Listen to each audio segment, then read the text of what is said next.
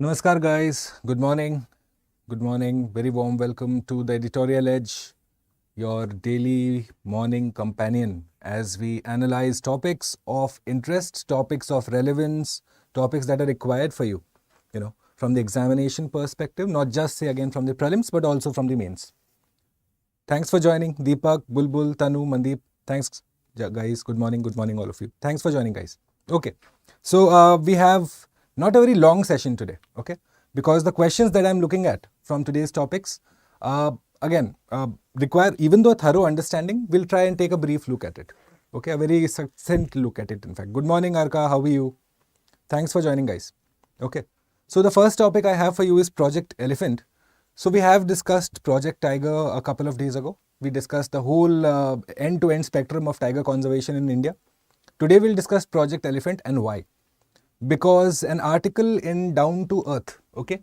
So I want you to go ahead and read the article after you have gone ahead and listened to this short, very short, 15 minutes maximum, okay, to Project Elephant.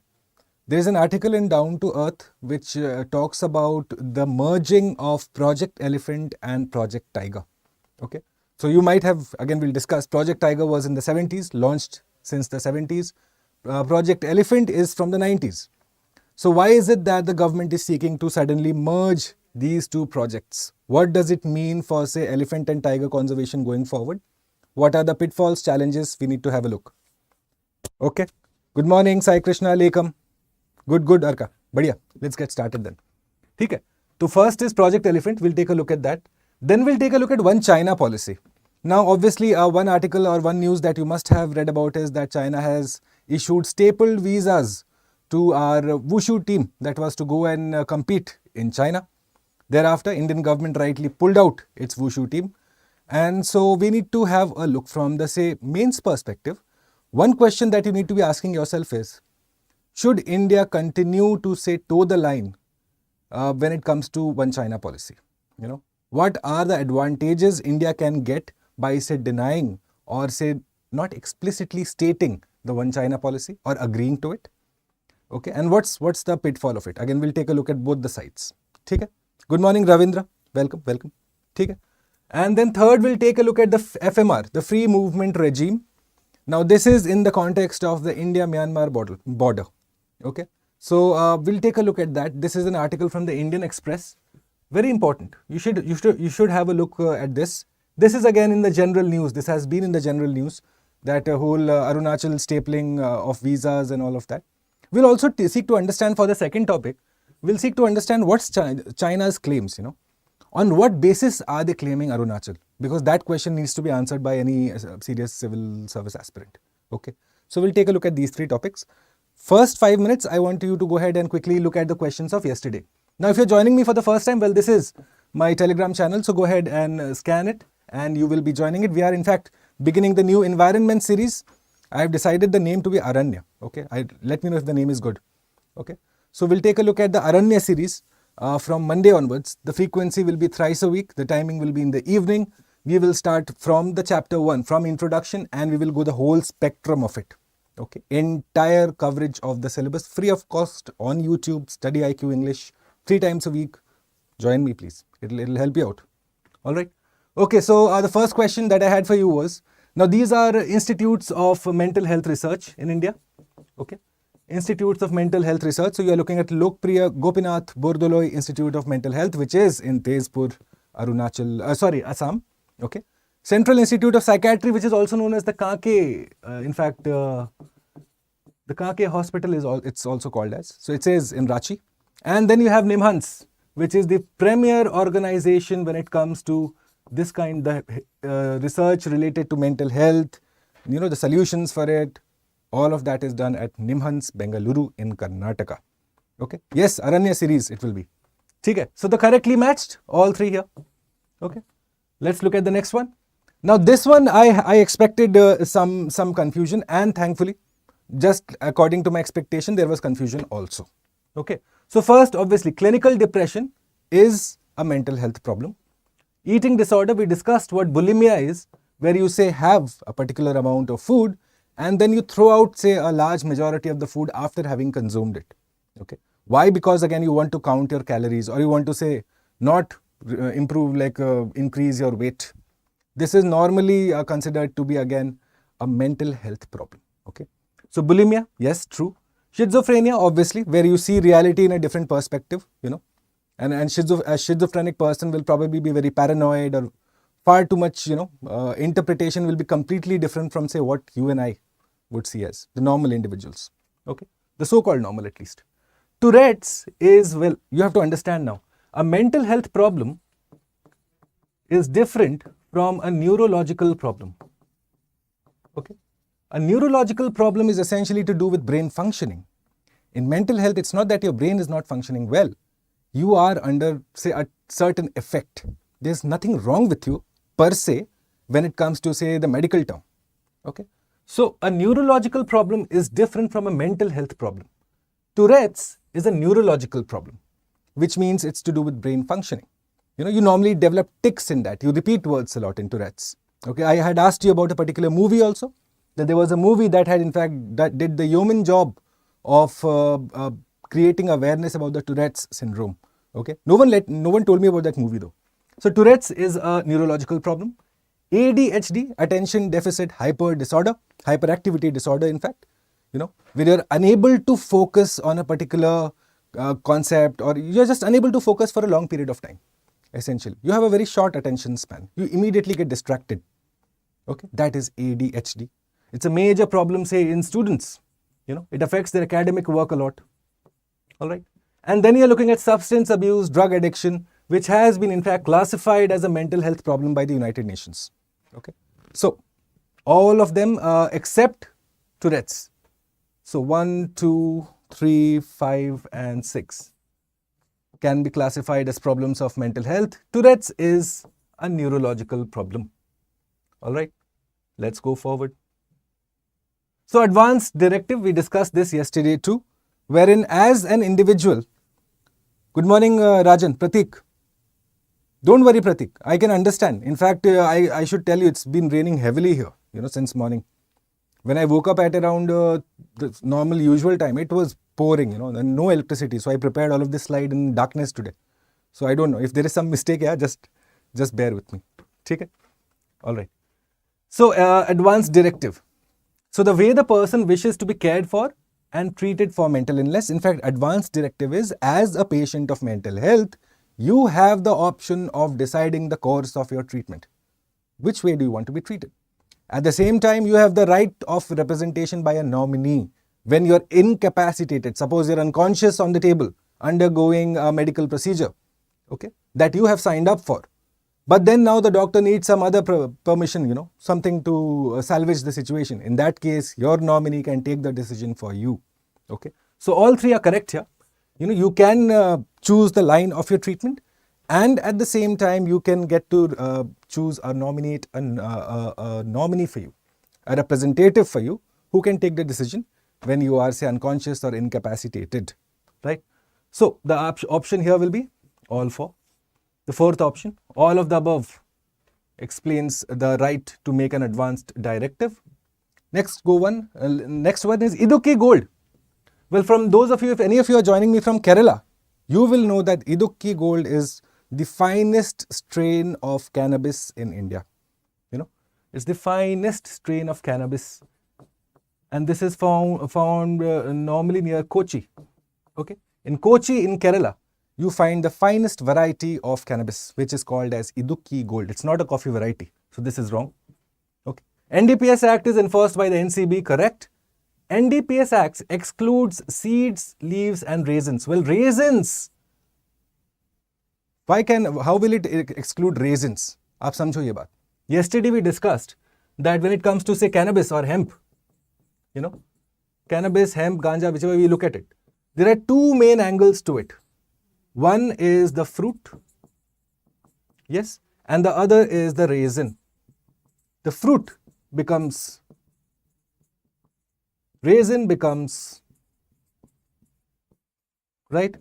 NDPS Act is to govern these two, fruits and raisins, right? So it does not exclude it. In fact, it excludes seeds and leaves only, right?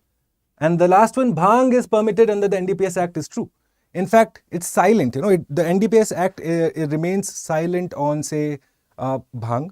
Courts have also gone on to observe that since bhang is made of seeds and leaves, okay, and that it does not include the fruit or the raisin, which is why it is not illegal, which is why you find that individuals freely consume it during religious festivals. All right, it's not outlawed. So the correct statements here being 2 and 4. Okay, let's go forward. Purple revolution, aromatic crops. Yes, we discussed lavender oil yesterday. Remember, guys, lavender oil. Aromatic agro crops are part of the purple revolution. Okay. Grey revolution. Now, eggs and poultry are silver revolution, in fact. Whereas the grey is to do with fertilizers. Okay. So this is incorrect. All right. Pink revolution, onion plus meat also is considered pink. Okay. Black revolution, petroleum, correct. Incorrect statement is only 2. How many of you got this correct? Because this would have been a little tricky. People get confused between the silver and the grey color for some reason. All right. Let's look at the last question that I had for you, I believe. Yes. Which of the above comprises critically endangered species? Okay. Now, most of them might look to you as critically endangered or vulnerable.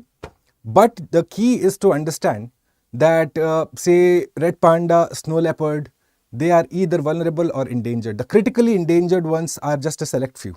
If you go ahead and look at the IUCN Red List, you will find that it's categorized birds-wise, amphibians, mammals, reptiles, all of that is there. Okay. So in this case, your answer is the third option only. All of the above comprise either only endangered or vulnerable species. I hope that was clear. Okay. So the individuals then who got this correct, or at least got a majority of them correct. Okay, 1 or 2 is fine, chalta hai.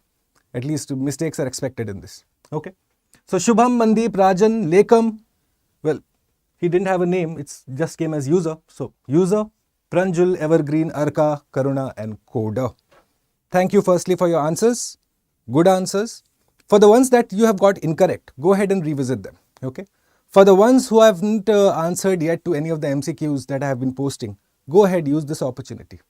Okay, go ahead and use this opportunity. I'm telling you, it will help you out in the long run. Okay, it has helped out people before you. There is no reason why it shouldn't help you too. Okay, Hangul. This one, no? Kashmir's tag is Hangul. Go ahead and look at the Hangul thing. Go ahead and look at the Hangul thing and let me know. All right, let's look at Project Elephant then. So finally, why was Project Elephant launched? Firstly, launched in 1992, okay, the same year as the Rio Summit, and it was a centrally sponsored scheme, okay, a centrally sponsored scheme launched in the year 1992. Project Tiger launched in the year 1973. 20 years gap दोनों के बीच में था, आप याद रखेंगे. So now elephants, what was the point of this? Obviously, protect elephants, improve their habitat and their corridors, right? You're also looking at reducing human-elephant conflict, researching about them, creating awareness and giving them veterinary services. Okay, let me get that here, ताकि आप देख पाओ. ठीक है? Just 3-4 fold what you would normally expect, the larger concern. That straight away, first protection, mitigating human-animal conflict. Number 3, researching more about their ecology, their corridors, their behavior, coming up with solutions, and finally making sure that care is provided to them. Right? Now, the number of elephants according to elephant census. Elephant census is done every 5 years, by the way. Okay? So, what do you find? That the most number of elephants in India are found in Karnataka, then in Assam, and then in Kerala. Now, please understand these are the number of elephants. Different from elephant corridors, different from elephant reserves. The 3 different terminologies you have to remember here. Number of elephants, highest in Karnataka. When you look at the elephant corridors, सबसे ज़्यादा elephant corridor कहाँ है? Firstly, what is an elephant corridor? We'll understand that. You will see that South India does not have the highest number of elephant corridors in India. Okay? सो ये थोड़ा याद रखोगे क्योंकि ये यूपीएससी आपको घुमा सकता है इस पे. This is a point that can be easily be tested. Alright, so this is again हाथी परियोजना. Now let's look at it. You have two major kinds of elephants that are found. Okay, one is the African one, the one with the huge ears that you have seen in National Geographic or Discovery. The Indian variety, smaller in size, chote ears, and a lot of other features that you should know. ठीक है. Firstly, African elephant versus Asian elephant. African elephant has two subspecies, the savanna and the forest. Okay, the savanna elephant and the forest elephant. The savanna one is endangered, the forest one is critically endangered. Whereas in the Indian case, it's just endangered. Okay, ये याद रखोगे आप. That Indian elephant is endangered. Again, it is accorded the highest protection status of list 1. Okay, schedule 1 of the Wildlife Protection Act. It's there also. Okay, so protection status is given highest to it, right? And what you're looking at is that the Indian one has 3 varieties, 3 subspecies, the Asian one. Okay, the Indian elephant found in India, Sumatran elephant, Indonesian side, then the Sri Lankan one obviously in the island of Sri Lanka. Clear है? Geographical distribution पहले समझ लो आप. Now look at this. This is the obviously हमारा Indian. This is the African one. The changes you have to just know the visual changes and then you will understand a lot here. Okay. So obviously the length, the size of the ears, first difference that you can see. Okay. Thereafter what you're looking at is look at the head of this. Can you see 2 humps here guys? This. Whereas this one will be rounder. Okay. So we'll take a look at difference now. African elephant versus Asian elephant. थोड़े differences जान लो क्योंकि ज़रूरी है. ठीक है. African elephant obviously the larger one. Ears. African elephant has larger ears. Skin wise, African elephant has wrinkly skin, whereas the Asian one has smoother skin. Okay, हमारा वाला skin care करता है, African वाला skin care नहीं करता है. ठीक है. Head shape, like I told you, the Indian elephant's head will be something like this. A double hump is seen. You see this? A double hump is seen in the Indian elephant's case or the Asian elephant's case. Whereas in the African case, what you're looking at is a single hump. You know, a single hump like this. ठीक है? So, single dome, double dome. Tusk growth now. You must be aware, ivory, you know. So, in the African elephant, both male and female can have tusks. Whereas in our side, some of the males only can have tusks, not all. याद रखेंगे आप. Okay? So, tusk growth, both male plus female in the African case. In the Asian case, only some males. The males that grow a tusk, you know, obviously some of them are now segregated. Hota kya, I'll tell you. Elephants are very social animals. Very, very sensitive. If you have read about them or seen a documentary about them, you will understand how their behavior is much like humans. Okay? So they follow the matriarchal order. Firstly, elephants are matriarchal in nature, which means the mother is the head of the family. Okay, the mother is the one that is in charge there. Okay, complex social structures they maintain. At the same time, what you're looking at is that in the Indian case at least, suppose a herd of elephants is there. Okay, herd of elephants. Right? Now one of them goes astray. Suppose a male becomes aggressive. When they are in heat, which means when they want to mate, they become aggressive. So in that case, an aggressive male elephant may be thrown out of the elephant group. That aggressive male elephant is called a makhna. Okay? At least in northern Bengal, this is what it is called. Makhna. Okay. Okay, know the name.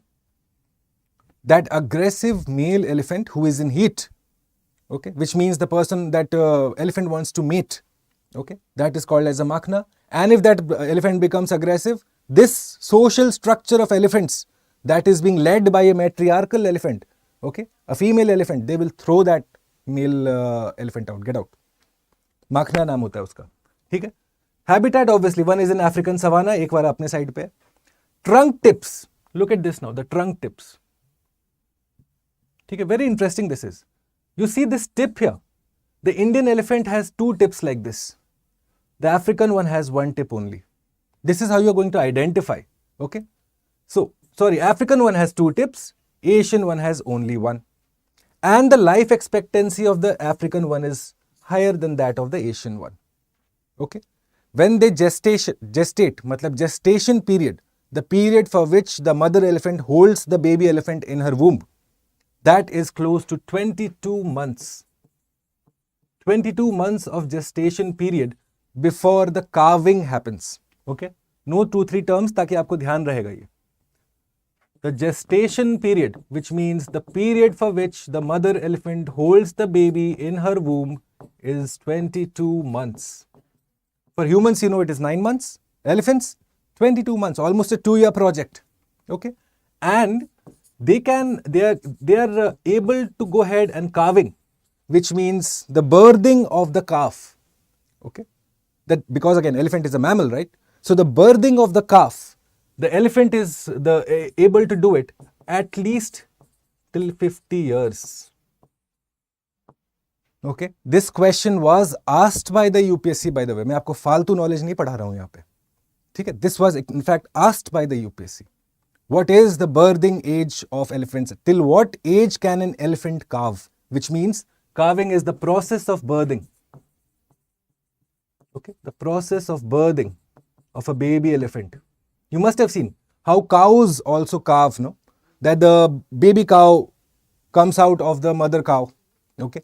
It's covered in all sorts of fluids, membranes, and say you will see within say 10-12 minutes, the calf will be up walking. Even though little ladkhadayega, phadkhadayega, but ready ho jayega wo. Ready to walk. Right? So that is calving. Okay. So let's look at this now. Elephant corridors. What are elephant corridors? Like tiger corridors, they are areas that connect say 2 particular tiger intensive areas, elephant intensive areas. Right? So Wildlife Trust of India, ये कहाँ पे है by the way? Can someone tell me where the Wildlife Trust of India is? Where is the headquarter of it? बताइए मुझे. You should know about these now. Where is the Forest Research Institute? Where is the Wildlife Trust of India? Where is the Institute of Wood Sciences and Technology? Know about these institutes, guys, especially under the MOEFCC, the Ministry of Environment, Forest and Climate Change. Okay. So the Wildlife Trust of India's report titled Right to Passage. It highlights the issue of rising conflict around elephant corridors. What are elephant corridors? Narrow strips of land that connect 2 large habitats of elephant, 2 large areas of elephant connected by a narrow bridge. That is elephant corridor. Now what happens? The main problems. Okay. So you have say 2 large elephant areas, habitats, suppose A and B. Okay. Now they are supposed to go this way. Now generationally, अच्छा, English में ये कहा जाता है. I'm sure you must be aware of it. If not, make a note. If a person is called to have elephantine memory, okay, CSAT थोड़ा सा पढ़ो 2 minute. Elephantine memory, okay, which means that the person is capable of remembering a lot of information even from the past, right? So elephantine memory जो है, which essentially says that the elephants have a very good memory. Okay. In fact, it is often said that if you wrong an elephant, वो बाद में तुमसे बदला तो लेगा ही, कभी ना कभी. Okay. And they're very, again, social structures, complex behavior. What you find is that generationally, suppose in 1800s, okay, elephant A made the journey from A to B, right? What you find is that in 2023 also, the same progeny of elephant A is making the same journey along this route. How are they doing it? Okay, correct, Arka Mandip. How are they doing it, guys? Right? Which means that they are able to say, have this evolutionary memory, that they know exactly which way to go to. Okay. So this is an elephant corridor which they have been frequenting since ages. When you and I are our grandfathers, great-grandfathers also didn't exist. The elephants were on that particular tract. Now what has happened? In 2023, you have railway lines that crisscross this elephant corridor. You have projects, infrastructural projects, housing, villages, all of that has come up. Now there is a particular sanctuary, in fact, a wildlife park in North Bengal. Okay. North Bengal. FRI is in Dehradun, correct Mandeep? Badhiya. FRI is in fact वहीं तो उसका shooting हुआ था, रहना है तेरे दिल में का shooting, Forest Research Institute. Okay, so what was I saying? So you have this corridor that is crisscrossed by say railway lines, infrastructure development, all of that. There is a particular wildlife sanctuary in northern Bengal called Mahananda Wildlife Sanctuary, wherein you will always find that you have the railways that go from say Siliguri. Remember the Siliguri tri-junction? So they will go from Siliguri to Alipurdwar, which is near the Bangladesh border, Dinhata. Okay. So that railway station, that railway line that is crisscrossing the elephant corridor is a cause of frequent collisions between the train and the elephant. The train wins on most occasions. In fact, on all occasions, the train will win. Yeah, it's coming with a momentum of force. An elephant, however huge, when it gets the impact of the train, it's going to be severely hurt, if not fatally injured. Right? So what happens? These corridors that have existed since long are now under constant threat. Okay? Go ahead and note this particular sanctuary, okay? The Mahananda Wildlife Sanctuary. Have a look at this. Okay. So the threats to elephant corridors. 1, habitat loss. Dekh lo. We only have encroached over it. Number 2, mining. Where is it happening now? In Singhbhum. Jharkhand again, one of the primary intensive elephant areas in the country. You have coal mining going on. All sorts of mining processes are being taken on a large scale. What happens then? Again, the same thing. They have a corridor established. Suddenly humans are now going in with their baggage, their whole infrastructure. वो elephant क्या करेगा? Right? Third, poaching for their tusks. Their tusks contain ivory. Okay. Again, it fetches huge money in the international market.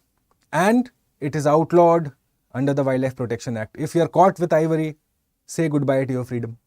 Alright. And the need for extensive grazing grounds. Because again, they need massive areas to roam around. These are huge pachyderms.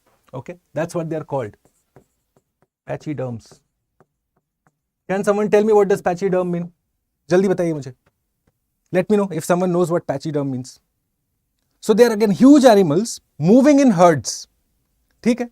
Going through the forest, grazing. If you have been ever on an elephant safari, you will see how the elephant moves, you know. It is going on, वो उसका सूंड से कभी ये डाल तोड़ रहा है, कभी वो कर रहा है. एकदम full अपने मजे में. Why is that? And how does that help the forest now? You know, that Shan say, it walks like as if it is in a movie. You know, it's a huge animal. But you see how it helps now. In the jungle, what you find is that the elephant is in fact categorized as a keystone species. Okay, it's a keystone species that goes ahead and in terms of the elephant jungle interaction, elephant has a lot of uses. Number 1, okay, it goes ahead and digs holes of water in arid areas. Okay, in arid areas, just by its sheer strength, just by stomping on the ground, using its trunk, it is able to find water. जो काम हम borewell से करते हैं वो अपने सूंड से करता है. समझो आप. So it's not just that the elephant is having water in those areas. The rest of the animals, उनके लिए एक water pool बना उधर. Number 2, what they do is a lot of pollination, okay, plus dispersal, right? Number 3, what they do is their dung, in fact, and we'll discuss all of them. And then what they do is clearance. Now look at this. Individually we'll discuss them all. Number 2, pollination and dispersal, obviously, you know, because they're huge animals, primarily herbivores, you're looking at a lot of pollination, a lot of seed dispersal happening. Their dungs, in fact, you know, the excreta of the elephant, the waste matter, is considered to be highly nutritious for say dung beetles that come up. And then again what you find is that a local ecosystem being created because of the excreta of the elephant. Not just say rich in fertilizer wise, but also a source of food for many other insects, and then just the whole food chain develops from there. समझ रहे हो? So वहाँ, like, it's useful from all points of view. ठीक?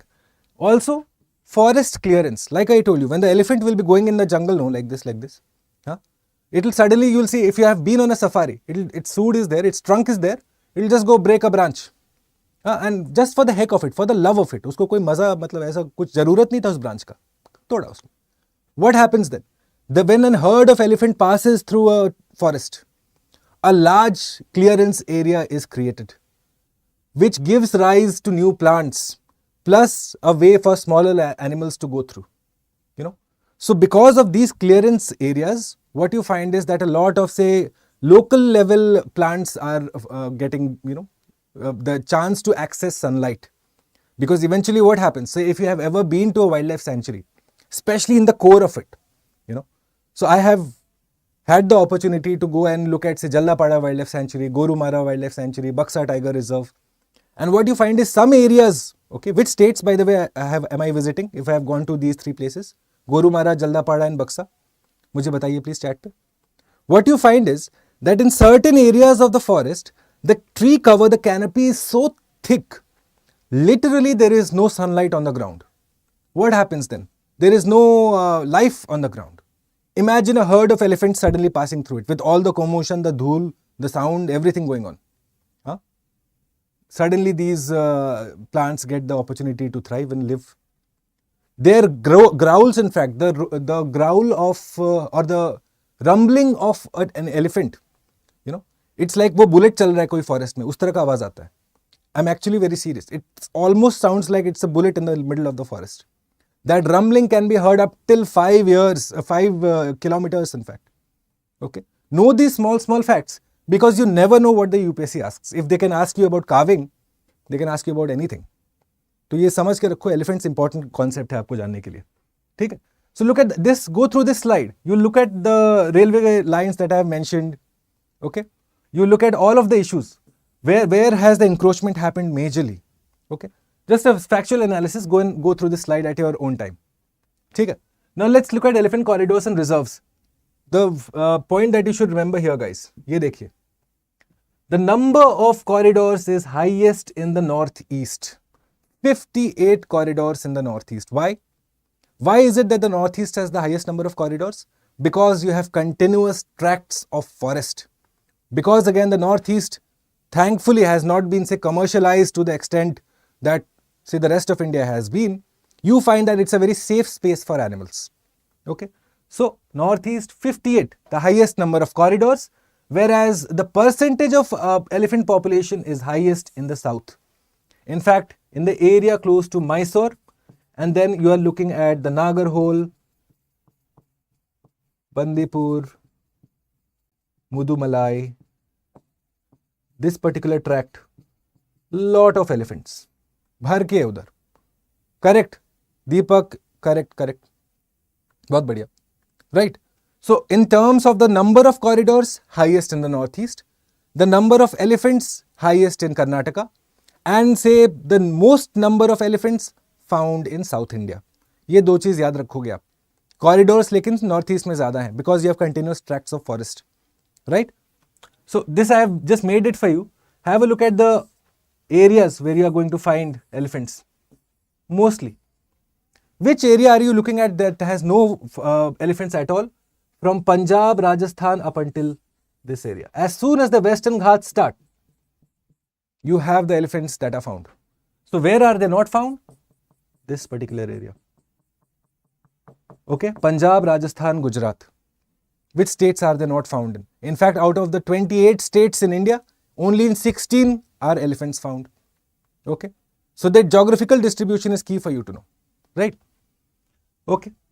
Let's look at this question. Now this is the question that is from the previous years. I have told you this. ये पिछले साल नहीं पिछले दफा किसी एक साल में पूछा गया है. I fail to recollect which year. Okay. But then this question has been asked. Go ahead and answer this in the comment box. Okay. I have around questions from A to F for you. Answer them in a linear fashion in the comment box. Number 1, the leader of an elephant group is female. Yes, matriarchal. Maximum gestation period, the time period for which the baby elephant is inside the womb of the mother elephant, 22 months, correct. Elephant can normally go on calving. I have told you the process of birthing is calving. Okay. So can it do till 40 years only? मुझे बताओगे आप. Among the states in India, the highest elephant population is in Kerala. Well, you know the answer to this. So you leave the answer for me in the comment box. Next, Gorumara, Senchal, Dachigam, Corbett, कहाँ मिलेगा elephant? I have given you the full geographical distribution of elephants in India. Okay, you will leave an answer for me. Statement 3. Both elephants and tigers are keystone species. We have discussed Project Tiger a couple of days ago. Today we discussed Project Elephant. So you shall go ahead and answer this for me. Okay. Both elephants and tigers are keystone species. Both elephants and tigers are good swimmers. Both elephants and tigers are listed under Schedule 1 of the Wildlife Protection Act 1972. Identify the correct statements. Okay. Can someone tell me very quickly, do you find elephants in Andaman Nicobar? बताओ मुझे. If I had to really make this question difficult, no, I would have introduced, if I am asking a question on, say, geographical distribution of elephants, and if I really want to make it difficult, I will straight away ask whether elephants are found in Andaman Nicobar or not. काफी लोग फंसेंगे उसमें, तो आप भी जाके थोड़ा research करना इस पे. Okay, so this, by the way, closing on Monday. Okay, your probably last 48 hours to go ahead and sign up for this. I am part of the English cohort, and from what I'm given to understand by my seniors, we have seats only in, say, the single digit for this batch now. So the response has been extremely good. So thankfully, I must appreciate send my gratitude to all those who have signed up. Huge number have signed up. Thank you for your belief, and we'll work. We'll work together to make sure that you're best prepared for the examination.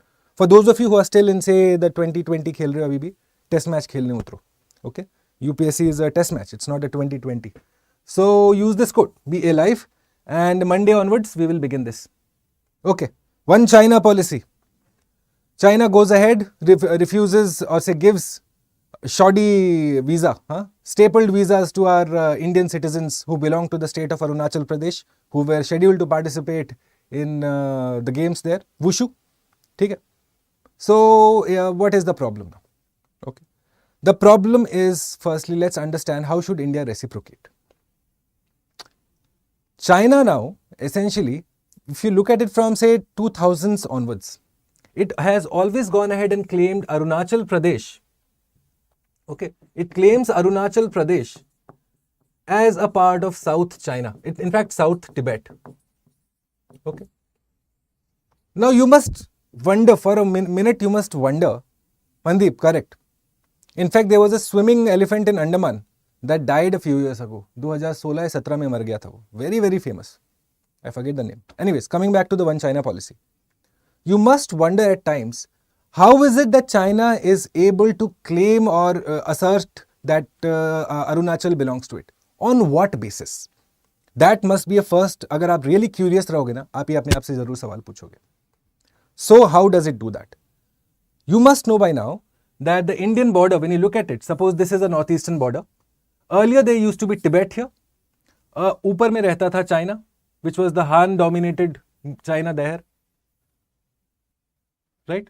So earlier you had the Han-dominated China here. What has happened? China went ahead, totally captured Tibet. But Tibet and India shared independent relationship before this happened. So what was the problem then? What you find is that because India and Tibet has such close relationships, and you have had, say, Tibetan monks, Buddhist monks, who have written extensively on this relationship. So what you find is that in some historical books, they have claimed Arunachal Pradesh as a cultural or religious extension of Tibet. Okay? Because again, there is a lot of, say, people to people, relations going on. Similar, say, religion was being followed, right? So you find that Tibetan texts mention that yes, we are culturally very close to each other. Then came, say, the whole Han population that went and imposed itself on Tibet.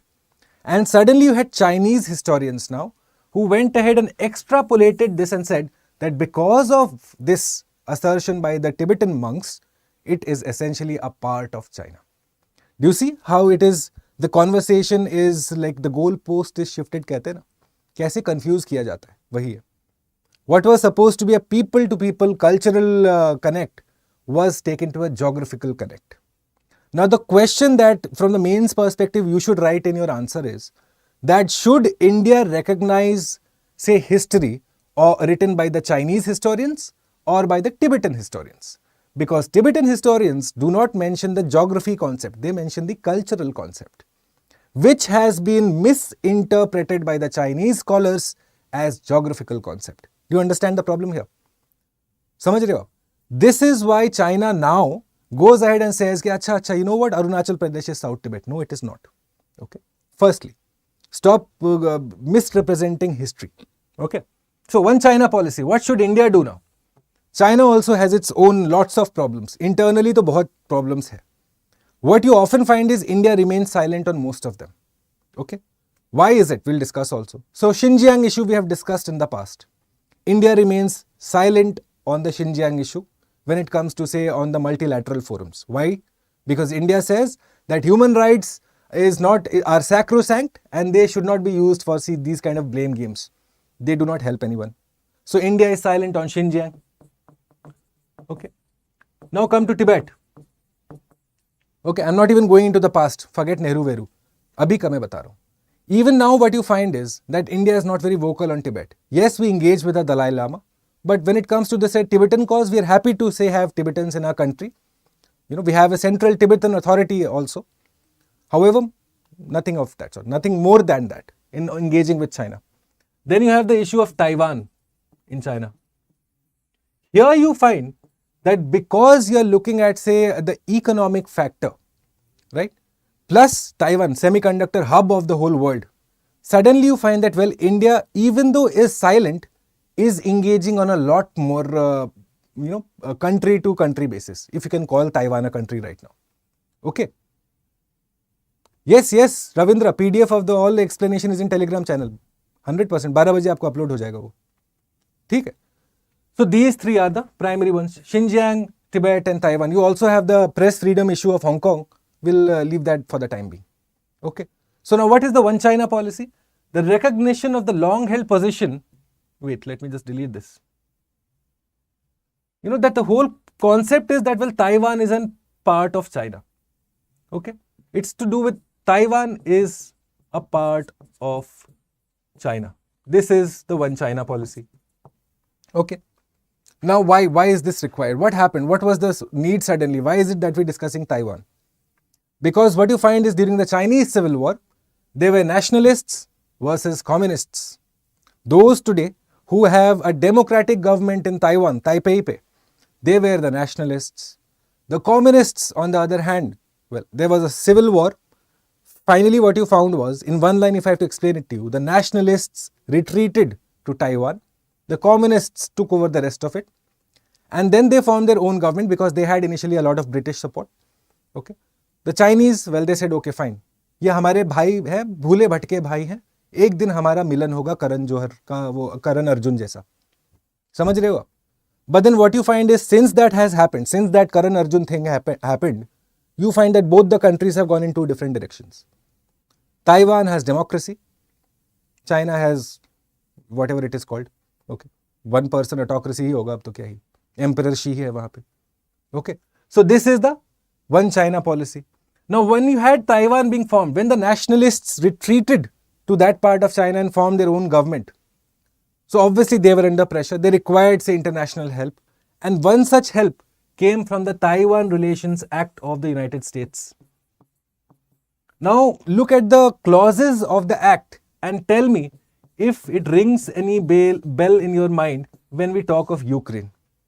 Okay, look at it now. Number one, Act states that Washington will view aggression and economic sanctions against Taiwan as threat to peace in the Pacific, grave concern to the United States. Okay. Doesn't guarantee US military intervention, but what does it say? Make available to Taiwan such defense and defense services. A lot of striking similarities there when it comes to the Taiwan Relations Act, the relationship between US and Taiwan, US and Ukraine. Okay. So now what you find is that because again US has not gone ahead and backed Ukraine against Russia to the extent that it could have or should have. Okay. The whole problem area is that the day the Chinese government decides to go ahead and reunification of Taiwan happens with China, these nationalists who had gone and retreated in one corner of China and the whole majoritarian communists Well, the communists believe that one day our democracy-believing brothers will change their minds and finally come and Karan Johar ending scene. Okay, so that is the whole thing here. So what do you find? India was the first country, among the first countries to have this. We in fact went ahead and said, yes, Taiwan is a part of China first, initially. We were more than happy to go ahead and coalesce with China in that case. Okay. But what you find is that has changed substantially now. So since 2010, I believe, since 2010, the Indian government has been completely silent on the One China policy. Okay, completely silent. In fact, you had a particular Chinese spokesperson, a media person, ask our External Affairs Ministry spokesperson that what is the Indian government's position on the One China policy? And the Indian government's spokesperson said, well, I don't think we need to reiterate it time and again. Do you realize that answer there? कि मैंने answer दे भी दिया और नहीं भी दिया. क्या है हमारा reiteration? पहले तो accept करते थे हम. 1949 में जब देखो आप, we went ahead and we were the first ones to accept One China policy. But since 2010, what you find is India is completely silent. More so, and it has hardened its stance. India has hardened its stance after 2014. Rightly so, after Galwan incident. Okay. So this is the whole concept here. Now, how are we going ahead and making our friends with the Taipis, the Taiwan people? Economic, cultural. Okay. Primarily, these two are the areas of convergence. Economic kaise? Semiconductor industry.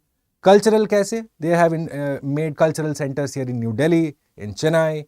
A lot of people-to-people relations are being given importance. You had two ministers of the government of India who in fact attended the swearing-in ceremony of the current Prime Minister of Taiwan. You know, and this caused a lot of problems again in China. You had the US Speaker, Nancy Pelosi, who went to China recently. And she wanted to speak about Taiwan. Go ahead and read about what happened exactly. You know, China is very strict when it comes to One China policy. They see it as an affront on their sovereignty. And in return, what India finds is that China straight away claims and infringes on India's sovereignty. So from the mains perspective, the question for you I have for you, you should consider answering after I've given you this whole background. Okay. So go ahead and look at this slide. And this is the question that I have for you. Look at this. India should consider adopting a bold, comprehensive and long-term approach to engage Taiwan. Bold, which means I am referring to the One China policy. Okay. So the question that you are looking to answer here, should India agree to the One China policy? What are the costs? What are the benefits? Both you'll have to take a look. Comprehensive and long-term. Till now, our relationship is episodic. Okay. It's episodic plus areas of convergence are few. Like I told you, economic plus cultural only. Okay. A lot more should be done, could be done when it comes to the India-Taiwan relationship. Go ahead and analyze this for me. Not more than 150 words. Okay. Exactly what UPSC would expect you to do. Come from the point of view from the Indian government side. What has India gained by, say, accepting the One China policy so far? Has it served our interests, the interests of our people in Arunachal Pradesh? Apparently not. Okay. And any affront on the sovereignty of India needs to be at least countered. How should you go ahead and counter it? Give me a viable, workable solution. Okay. All right. Finally, we come to the last topic of the day, the free movement regime, the FMR. Okay. Very, very important. The FMR. Now, what happens is in the India-Myanmar border, okay, what essentially is allowed is 16 kilometers on both sides of the border. The local tribesmen or tribeswomen staying there are allowed to go without visa, without any permission. Okay, 16 kilometers. What are the states first? You are looking at Mizoram, Manipur, Nagaland, Arunachal Pradesh. Our international border with Myanmar is close to 1500 kilometers. 1600 kilometers here. Mizoram, Manipur, Nagaland and Arunachal Pradesh, the states that share border with Myanmar. And what you are looking at, this free movement regime allows tribes living along the border to travel up to 16 kilometers without a visa. It does not allow you and me firstly. Don't think कि हम चले जाएंगे तो हम Myanmar घूम के आ जाएंगे, नहीं. It's just for the local tribes people there, the tribal people. Okay. So it was implemented in 2018, again, Act East policy. And more importantly, you find that this free movement regime, that I can go 16 kilometers inside Myanmar if I'm a tribal person from that area. Why was that done? And straight away you go back in history and you find that yes, the usual suspects, it was the Britishers. They drew a line, an arbitrary line. You had people from the different tribes there, in fact. So you have a particular area, you have suddenly a line drawn to it. Your home is here, your land is here. Are you going to go ahead and get a visa every time you have to go that side? No. So which is why this FMR came into place. Okay. So the border between India and Myanmar, demarcated by the British in 1826, split people of the same ethnicity. Again, obviously without their consent, much like the Britishers have done throughout the whole world. Okay. So once this division was done, what do you find? This is the whole problem of it. You know, the whole problem areas will identify. पहले तो सोचा गया था कि people to people relationship will help. Eventually it is about empowering the local tribes people there. Okay. Obviously you will have trade, business. There in fact is the culture of hearts there. Hearts. जो कि शायद आपके area में भी होता होगा. On a particular day of the week, all the nearby local villagers will come together with their produce for trading and selling. Okay. So you have these hearts that are a major feature along the India-Myanmar border. This weekly market. Okay. What you're also looking at is, because of this now, you're looking at illegal immigrants, drug trafficking and gun running. Gun running is what? Smuggling of weapons, smuggling of narcotics, drug. Okay. And you're also looking at illegal immigration, primarily from the Kuki-Chin Mizo people. In fact, Kuki-Chin, Mizo to hamare hain. Kuki-Chin people. What has happened recently in Myanmar is that the military junta, there's a military government there, which is called the military junta. So they went ahead and launched an offensive against the Kuki-Chin people in coordination with the Bangladesh army. Straight away, all of these people were pushed towards India. Large scale settlements in say Mizoram, Manipur. Okay. Now this is obviously local communities pe stress pad raha hai. Large scale immigration is happening. Okay. So this FMR, this free movement regime has given rise to these problems. You're also looking at the whole border being unfenced. There is no fencing. Again, bad terrain. You know, if you were to create a fence also, in the next rain that fence will be gone. You know, that area is so the whole rainfall from both sides. Both the arms come there, which is why you have Cherrapunji and Mawsynram, which get the highest rainfall. So even if you have to fence that particular area, nothing good is going to come out of it. Why do you think the Japanese, by the time they came to Northeast, they gave up? World War ke time hua tha na?